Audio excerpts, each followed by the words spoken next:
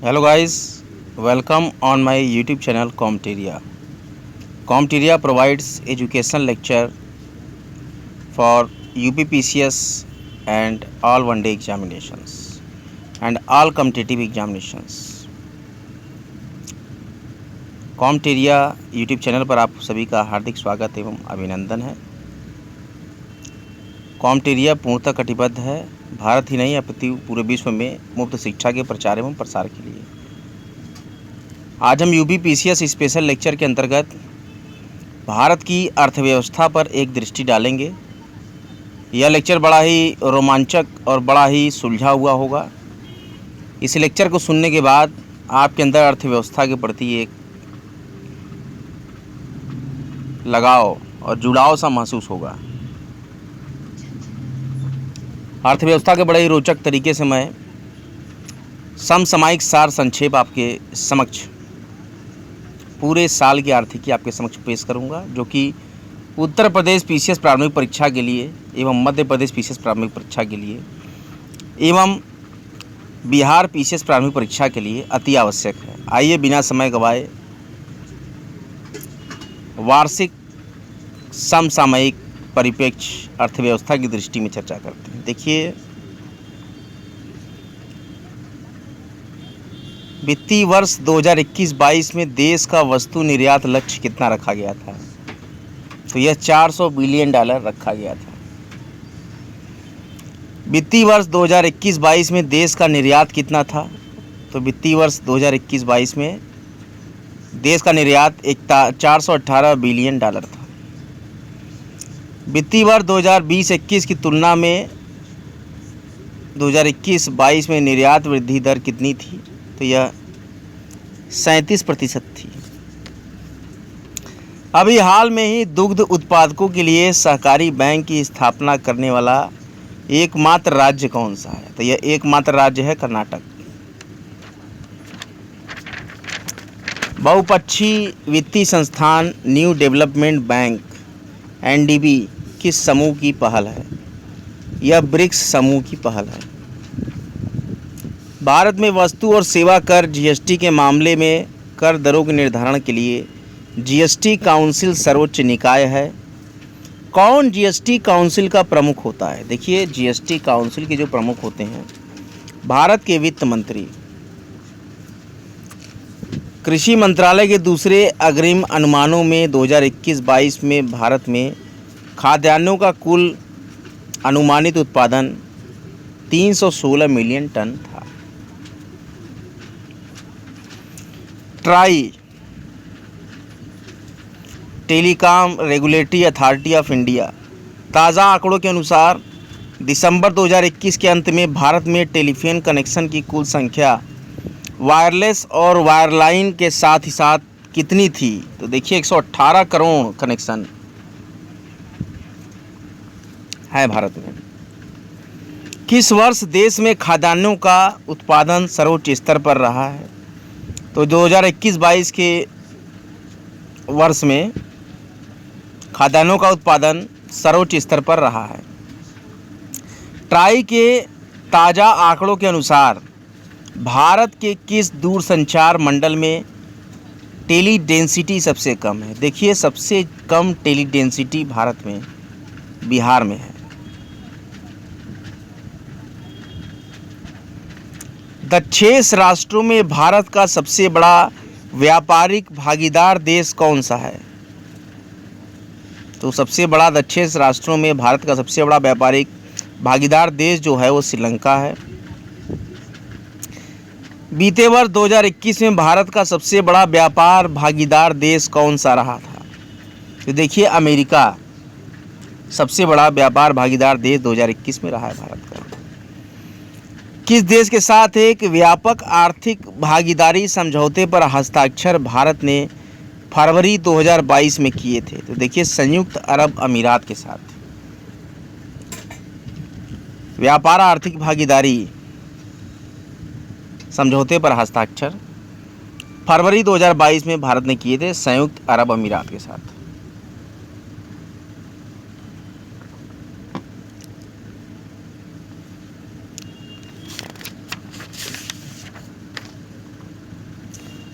2021 में विश्व में इस्पात के उत्पादन में पहला स्थान चीन का था। अब देखिए रोचक जानकारियां कहां से आ रही हैं। लेकिन भारत का इस्पात के उत्पादन में स्थान कौन सा था 2021 में? याद रखिए दूसरा स्थान था। 2022-23 की पहली द्वैमासिक मौद्रिक नीति की घोषणा रिजर्व बैंक ऑफ इंडिया द्वारा 8 अप्रैल 2022 को की गई। इस नीति के तहत बैंकों के लिए सर्वाधिक तरलता अनुपात SLR कितने प्रतिशत रखा गया था? देखिए SLR रखा गया था 18%। 2021-22 की राष्ट्रीय आय के संबंध में NSO के 28 फरवरी 2022 के दूसरे अग्रिम आकलन में संदर्भित वर्ष 2021-22 में मैन्युफैक्चरिंग क्षेत्र में वृद्धि कितने प्रतिशत अनुमानित थी? तो देखिए 10.5% वृद्धि अनुमानित थी। NSO के 28 फरवरी 2022 के आंकड़ों में देश के किस उत्पादक क्षेत्र में मूल्यवर्धन यानी GVA में सर्वाधिक वृद्धि आकलित की गई थी? तो देखिए खनन और उत्खनन क्षेत्र में GVA में सर्वाधिक वृद्धि आकलित की गई थी। भारत में औद्योगिक श्रमिकों के लिए उपभोक्ता मूल्य सूचकांक का आधार वर्ष क्या है? भारत में औद्योगिक श्रमिकों के लिए उपभोक्ता मूल्य सूचकांक का आधार वर्ष 2016 है। बहुपक्षीय निवेश गारंटी एजेंसी MIGA किसका एक अंग है? तो देखिए विश्व बैंक का एक अंग है MIGA। भारत में सेबी किसका नियामक है? तो भारत में सेबी जैसा कि आप जानते हैं पूंजी बाजार का नियामक है। वर्ष 2021 में विश्व के केंद्रीय बैंकों में सोने का दूसरा सबसे बड़ा खरीदार बैंक कौन था? देखिए भारतीय रिजर्व बैंक था। फरवरी 2021 को कृषि और प्रसंस्कृत खाद्य उत्पाद निर्यात विकास प्राधिकरण APEDA ने अपना 36वां स्थापना दिवस मनाया है। तो APEDA का मुख्यालय कहाँ स्थित है? तो APEDA का मुख्यालय नई दिल्ली में स्थित है। मेरी पॉलिसी मेरे हाथ अभियान किस योजना से संबंधित है?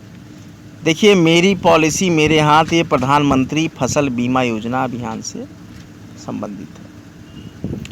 भारत में 2022-23 में GDP में कितने प्रतिशत वृद्धि का पूर्वानुमान भारतीय रिजर्व बैंक ने अप्रैल 2022 में लगाया था?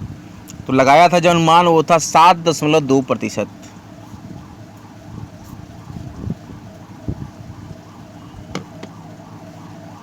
वित्तीय वर्ष 2021-22 के दौरान देश का सकल कर संग्रह कितना था? तो देश का सकल कर संग्रह 27.07 लाख करोड़ था, जो कि 34% की वृद्धि मानी जा रही है। 31 मार्च 2022 को समाप्ति वित्त वर्ष 21-22 के दौरान टैक्स GDP अनुपात कितना था? तो यह अनुपात था 11.7%। देखिए कॉमटेरिया अर्थव्यवस्था पर बड़े ही रोचक उत्तर प्रदेश PCS प्रारंभिक परीक्षा के लिए स्पेशल क्लास आपके समक्ष लाइव प्रस्तुत कर रहा है। इस क्लास का लाभ जरूर लें। यह लेक्चर बड़ा ही महत्वपूर्ण साबित होगा 12 जून 2022 को आयोजित होने वाली उत्तर प्रदेश लोक सेवा आयोग द्वारा PCS प्रारंभिक परीक्षा के लिए। बड़े ध्यान से इस लेक्चर को सुने। काफ़ी महत्वपूर्ण अर्थव्यवस्था के आर्थिक आंकड़े, आर्थिकी 2021 से 2022 से 2023 तक के बड़े ही सटीक और सजीले प्रश्न जो कि सीधे ही UP PCS प्रारंभिक परीक्षा में आपके समक्ष प्रस्तुत होंगे। इस लेक्चर से प्रश्न जरूर आएंगे। कॉमटेरिया गारंटी देता है कि इन लेक्चर से एक आध दो प्रश्न जरूर ही फंसेंगे।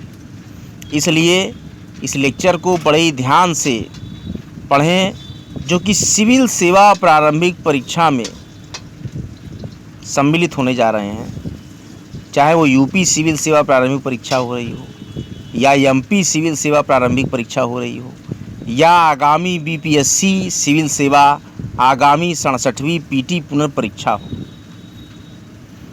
देखिए, एक महत्वपूर्ण जानकारी कॉमटेरिया को पता लगी है। बिहार में 67वीं बीपीएससी पीटी परीक्षा का पुनर्आयोजन जुलाई माह के आखिरी सप्ताह में किया जाएगा। जो भी बीपीएससी पीटी एस्पिरेंट हों वह जी तोड़ मेहनत करें और कॉमटेरिया पर नियमित लेक्चर सुनते रहें। विश्व बैंक ने जनवरी 2022 के अद्यतन आकलन के अनुसार किस देश में वर्ष 2022-23 के दौरान जीडीपी में वृद्धि सर्वाधिक रहेगी? देखिए, जो आकलन किया गया है ये सर्वाधिक वृद्धि रहेगी भारत में। Security printing and minting corporation of India limited कहां पर नई बैंक नोट प्रिंटिंग लाइन स्थापित की है? देखिए, बड़ा ही रोचक प्रश्न है। नासिक और देवास में नई बैंक नोट प्रिंटिंग लाइन स्थापित की गई है। नासिक और देवास में ये बैंक नोट प्रेस है, इन्हीं के अंदर लगाया गया है नई बैंक नोट प्रिंटिंग लाइन। आर्थिकी 2021-22 के अनुसार वित्त वर्ष 22-23 में भारतीय अर्थव्यवस्था के कितने प्रतिशत की दर से बढ़ने की संभावना है? देखिए, 8 से 8.5% की दर से भारतीय अर्थव्यवस्था के बढ़ने की संभावना व्यक्त की गई है, लेकिन वास्तविकता आपको मालूम है। वित्त मंत्री निर्मला सीतारमण ने केंद्रीय बजट 2022-23 पेश करते हुए वर्चुअल डिजिटल परिसंपत्तियों के हस्तांतरण पर कितने प्रतिशत टैक्स लगाए जाने की घोषणा की थी? देखिए, 30% टैक्स लगाए जाने की घोषणा की थी। इकोनॉमिक सर्वे 2021-22 के अनुसार अप्रैल 2019 से दिसंबर 2021 के बीच सबसे अधिक स्टार्टअप कहां शुरू किए गए? देखिए, सबसे ज़्यादा स्टार्टअप दिल्ली में शुरू किए गए।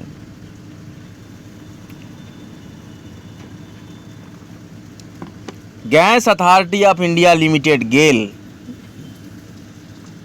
ने कहां पर प्राथमिक गैस प्रणाली में हाइड्रोजन के मिश्रण की भारत की अपनी तरह की पहली परियोजना शुरू की है? बड़ा ही महत्वपूर्ण प्रश्न है यह मध्य प्रदेश पीसीएस परीक्षार्थियों के लिए। Gas Authority of India Limited GAIL ने कहां पर प्राकृतिक गैस प्रणाली में हाइड्रोजन के मिश्रण की भारत की अपनी तरह की पहली परियोजना शुरू की है? यह इंदौर, मध्य प्रदेश के महत्वपूर्ण शहर इंदौर में शुरू किया गया है। केंद्रीय बजट 2022-23 में 6000 करोड़ रुपए की अनुमानित लागत के साथ RAMP कार्यक्रम को शुरू करने की घोषणा की गई है। यह संबंधित है किस क्षेत्र से? यह संबंधित है MSME, सूक्ष्म लघु एवं मध्यम उद्योग से। रैंप योजना RAMP किस देश ने पहली बार संघीय कॉर्पोरेट टैक्स लागू करने की घोषणा की है? देखिए, UAE ने पहली बार, संयुक्त अरब अमीरात ने पहली बार संघीय कॉर्पोरेट टैक्स लागू करने की घोषणा की है। पश्चिम बंगाल के सुंदरबन में महिलाओं के लिए बेस्ट टू वेल्थ क्रिएशन कार्यक्रम किस बैंक ने शुरू किया है? तो देखिए, भारतीय लघु उद्योग विकास बैंक ने पश्चिम बंगाल के सुंदरबन में महिलाओं के लिए वेस्ट टू वेल्थ क्रिएशन कार्यक्रम शुरू किया है। बड़े ही महत्वपूर्ण प्रश्नों की श्रृंखलाएं चल रही हैं, इसको कदापि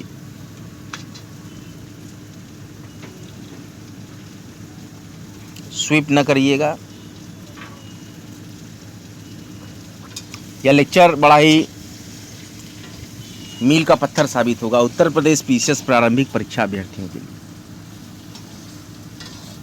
प्रतिवर्ष केंद्रीय उत्पाद शुल्क दिवस कब मनाया जाता है? जैसा कि आप जानते हैं, प्रतिवर्ष 24 फरवरी को केंद्रीय उत्पाद शुल्क दिवस मनाया जाता है। Centre for monitoring Indian economy CMIE द्वारा हाल ही में जारी किए गए आंकड़ों के अनुसार किस राज्य में बेरोजगारी सबसे ज़्यादा पाई गई है? देखिए, यह मुद्दा बड़ा ही हाईलाइट रहा पूरे भारत में। जैसा कि मुझे याद है, एक मामला मेरे संज्ञान में है कि जब लखनऊ में राजस्थान के छात्र राहुल गांधी जी से मिलने के लिए अपनी मांगों को लेकर अड़े थे, तो लखनऊ के माननीय राहुल गांधी जी के आवास के पार्टी कार्यालय के सामने ही राजस्थान के युवा छात्र, शिक्षक अभ्यर्थी के और अन्य परीक्षा भर्तियों के, वो उनके कांग्रेस कार्यालय के आसपास ही पार्कों में सो रहे थे। यह दृश्य मैंने देखा, बड़ा ही दुख हुआ कि राजस्थान के युवा छात्रों की मांग नहीं सुनी जा रही है। अभी तो राजस्थान में शिक्षक भर्ती के लिए बड़े ही जीतोड़ तरीके से छात्र दिनों रात तैयारी कर रहे हैं। और बड़ा हर्ष का समाचार है कि भी राजस्थान में सेकंड ग्रेड शिक्षक भर्ती परीक्षा, स्कूल एजुकेशन, संस्कृत शिक्षा विभाग एवं उसके साथ ही साथ school lecturer, school education department and as well as Sanskrit शिक्षा विभाग के भी फॉर्म्स आए हुए हैं। तो जो भी राजस्थान परीक्षा से संबंधित अभ्यर्थी हों वह शिक्षक भर्ती के लिए आवेदन कर सकते हैं। तो यह मामला रहा तो राजस्थान पर ध्यान आ गया कि राजस्थान के युवा डटे हुए थे लखनऊ में भी अपनी मांगों के लिए। केंद्रीय बजट 2022-23 में पीएम डिवाइन योजना, PMDEI स्कीम को कितने रुपए के प्रारंभिक आवंटन के साथ प्रस्तावित की गई?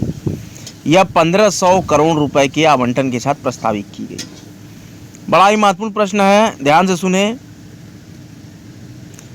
सेंट्रल बजट 2022-23 में घोषित की गई एक स्टेशन एक उत्पाद योजना का संबंध किससे है? देखिए, एक स्टेशन एक उत्पाद योजना का संबंध, जैसा कि हमको देखने से ही प्रतीत हो रहा है, यह रेल परिवहन से संबंधित है। यह प्रश्न जरूर आ सकता है परीक्षा में, इसको ध्यान रखें। फरवरी 2022 के मध्य भारतीय रिजर्व बैंक द्वारा वित्तीय साक्षरता सप्ताह किस थीम के साथ मनाया गया? तो वित्तीय साक्षरता सप्ताह का थीम है गो डिजिटल गो सिक्योर।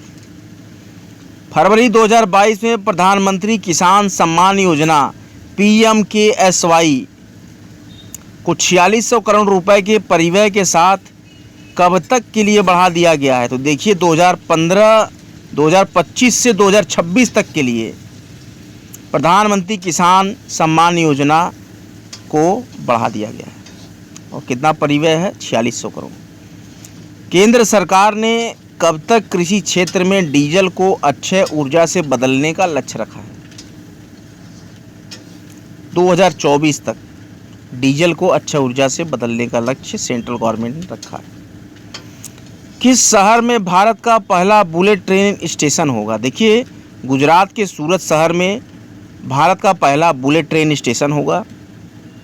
सौभाग्य योजना के तहत सौर विद्युतीकरण के मामले में कौन सा राज्य सबसे आगे है? तो सौभाग्य योजना के तहत सौर विद्युतीकरण के मामले में राजस्थान राज्य सबसे आगे है।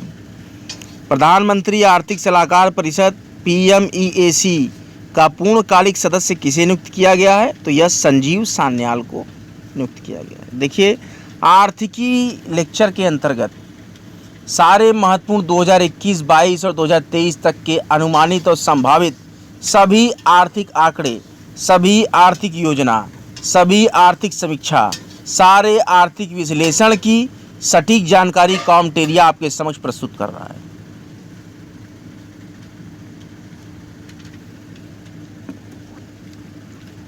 Study hard and get success, सभी पढ़ें सभी बढ़ें उद्बोधन के साथ।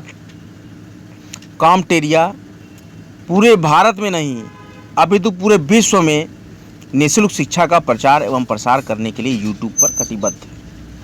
इसलिए कॉमटेरिया लेक्चर्स का लाभ जरूर लें। कॉमटेरिया लेक्चर्स के कमेंट बॉक्स में कमेंट जरूर करें, वीडियो को भारी मात्रा में शेयर करें और चैनल अच्छा लगे तो उसे सब्सक्राइब करें।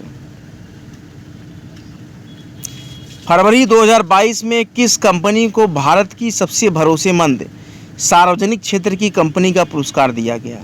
देखिए, कोल इंडिया लिमिटेड को भारत की सबसे भरोसेमंद सार्वजनिक क्षेत्र की कंपनी का पुरस्कार दिया गया है। राष्ट्रीय सांख्यिकी कार्यालय के 28 फरवरी 2022 के दूसरे अग्रिम अनुमानों में 2021-22 में प्रचलित मूल्यों पर प्रति व्यक्ति आय लगभग कितनी अनुमानित है? तो देखिए, 1.50 लाख रुपए प्रति वर्ष। अगला बड़ा ही महत्वपूर्ण फैक्ट लेते हैं। किस दूरसंचार कंपनी की मोबाइल फोन सेवा में बाजार हिस्सेदारी सर्वाधिक है? देखिए, रिलायंस जियो कंपनी की मोबाइल फोन सेवा में बाजार हिस्सेदारी सर्वाधिक है। मार्च 2022 में जारी वर्ल्ड हैप्पीनेस इंडेक्स रिपोर्ट 2022 के अनुसार विश्व में सर्वाधिक खुशहाली किस देश में पाई गई है? जैसा कि आप जानते हैं, विश्व में सर्वाधिक खुशहाली फिनलैंड में पाई गई है। वित्तीय वर्ष 2021-22 के सापेक्ष वित्तीय वर्ष 2022-23 में पूंजीगत व्यय में कितने प्रतिशत की वृद्धि की गई है? तो इसमें वृद्धि की गई 35.4%। वर्ष 2022-23 में राजकोषीय घाटा जीडीपी का कितने प्रतिशत अनुमानित है? तो 6.4% राजकोषीय घाटा जीडीपी का अनुमानित है। वित्तीय वर्ष 2022-23 में भारतीय रेल का परिचालन अनुपात कितना अनुमानित है? तो भारतीय रेल का परिचालन अनुपात 96.98% अनुमानित है। संघीय बजट 2022-23 में कौन सी 4 प्राथमिकताएं निर्धारित की गई हैं? देखिए, मैं आपको बता रहा हूं, बड़ा ही महत्वपूर्ण प्रश्न है, निश्चित आएगा। संघीय बजट 22-23 में 4 प्राथमिकताएं: पीएम गति शक्ति, समावेशी विकास, उत्पादकता में वृद्धि और निवेश, उदयमान अवसर, ऊर्जा परिवर्तन और जलवायु कार्य योजना, और चौथा है निवेश का वित्त पोषण। पीएम गति शक्ति, समावेशी विकास, उत्पादकता में वृद्धि और निवेश, उदयमान अवसर, ऊर्जा परिवर्तन और जलवायु कार्य योजना एवं निवेश का वित्त पोषण। इसी प्रकार के महत्वपूर्ण लेक्चर्स को लेकर कॉम्टेरिया आपके समक्ष नियमित प्रस्तुत होता रहेगा। देखते रहें, बने रहें, जमे रहें कॉम्टेरिया यूट्यूब चैनल पर, और वीडियो को भारी मात्रा में शेयर करें। अगले महत्वपूर्ण भूगोल या अर्थव्यवस्था के लेक्चर के साथ आपके समक्ष कॉम्टेरिया फिर प्रस्तुत होगा। Study hard, get success. जय श्री राम, जय माँ गंगा, हर हर महादेव।